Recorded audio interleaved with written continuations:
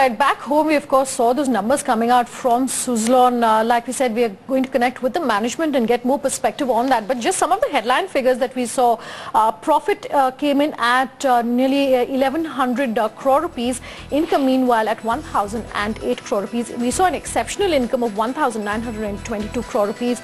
Do remember, however, that we've seen some comments coming in as far as the sale of non-core assets goes. We're going to try and get some update on that, but a couple of things that we were also watching out for is in terms of the geographical mix, how that's really going to play out for the company.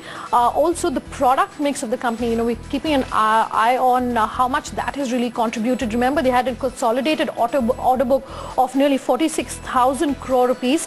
EBITDA margins, meanwhile, we saw that increasing to 22% at nearly 146 million euros. But let's continue discussing that story further. We're being joined by Mr. Kirti Vagadia, the Group CFO at Suzlon. Sir, thanks so much for taking this call. You know, let's start by asking you on the story. It's of your non-core asset sales. We've seen a target of nearly, 1 lakh crores. Just run us through the plan. How much of that is going to be achieved in this fiscal? Yeah. On non-core asset, I just wanted to mention that we have made a significant progress in this financial year on non-core asset. We realized roughly about 700 crore till date by selling Big Sky project in US and 75% stake in our China subsidiary. So far as our further plan is concerned, we are planning to raise about 1,000 crore by selling few of our component business, our some manufacturing facilities and some office complexes. This all will realize roughly about 1,000 crore in next financial year. In this financial year, I mean. The other bit that we were actually tracking today as far as Suzlon was concerned was the fact that we've actually turned EBITDA positive after quite a few quarters. Take us as to what really led to that kind of an up move, what kind of recovery that we've seen. What's really driving that move? Yeah, basically revenue, increase in the revenue. As you might have noticed that our revenue has been highest in last 8 quarters. So revenue is a big driver, and if I can attribute 2 other reasons, one is having a profitable market and product mix and strict control on all operating costs after completion of our operational restructuring. All right. The other bit that we actually understand is regarding Senvion as well. We're just looking at a story this morning indicating that we're probably looking to, list the company. Any timeline, anything that you're working with right now as far as Senvion is concerned? No, so far as listing related discussion is concerned, I must mention that global wind market is definitely moving in a strong territory. There is a lot of capital flow available in global market for wind OEMs. Wind OEMs are trading roughly at about 10 multiple of their EBITDA, and Senvion is one of the strongest asset in the industry. So one of our option on a capital restructuring or capital rebalancing would be this. So I would not say that that is the only option. We are exploring this option very seriously as we speak. Sure. Sir, there are also reports which are indicating that going ahead you could look at new markets. Can you give us some clarity on which markets these are, and what sort of uptick are you expecting on your margins going forward from these new markets?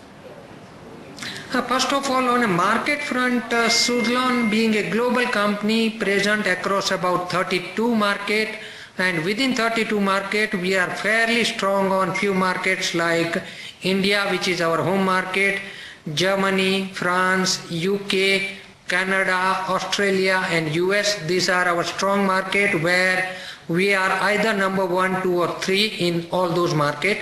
So far as new market is concerned, you might have seen that we have been first entrant in South Africa and Brazil. In Brazil, we do have total installation of roughly about 750 megawatt. In South Africa, we are completing the first large project of 140 megawatt in South Africa. We are having a few orders in market like Turkey and Uruguay where we entered in last year. You know, Mr. Vagadia, we've been talking about this for various quarters now in terms of the whole bond holding itself and what the FCCB repayments could actually pan out. Any update as far as what you can share with us right now as far as the bond holders are concerned?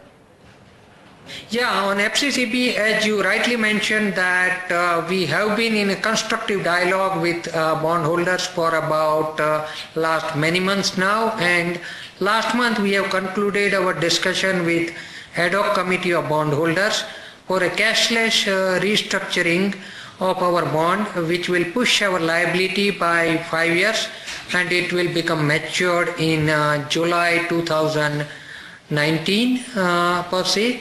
So far as conversion price is concerned, it would be roughly about 15.45 rupees, and coupon is average coupon over a 5 year is roughly about 5% on FCCB, and we need to complete certain regulatory approvals as well as some of the bondholders formality of having a bondholders formal meeting, which we are targeting in early July.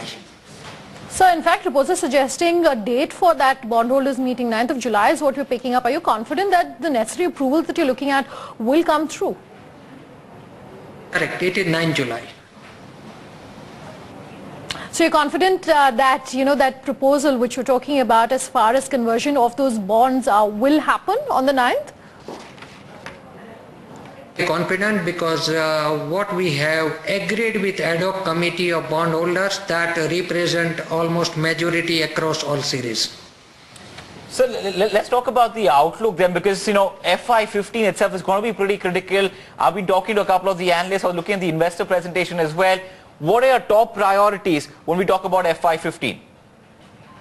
Yeah, basically we are sitting, the good part is we are sitting in a market which is in a 40% growth. So there is always a, I would say, tailwind for us so far as market is concerned. So far as our order backlog is concerned, we do have a strong order backlog of $7.6 billion at a group level.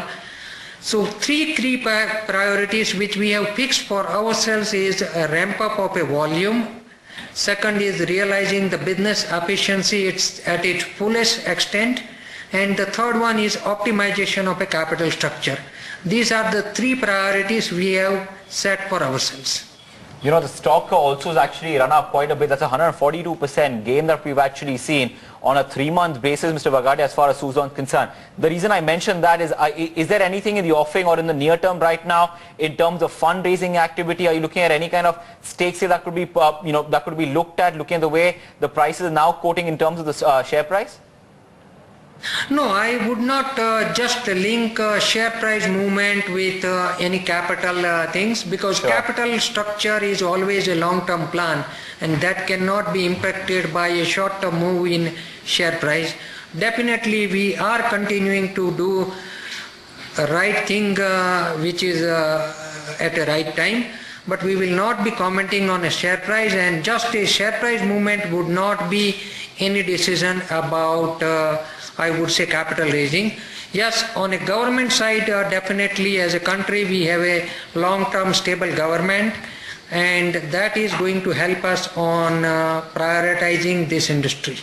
All right, Mr. Vagadia, we leave it there. Thanks so much for joining in with that perspective in terms of the way the quarter has gone by and what the outlook looks like for FY15 itself. All right, so that's the management of Suzlon out there in conversation with us, giving us a perspective on the back of the way earnings have panned out. We'll take a quick break on that note, but up next, a conversation with our market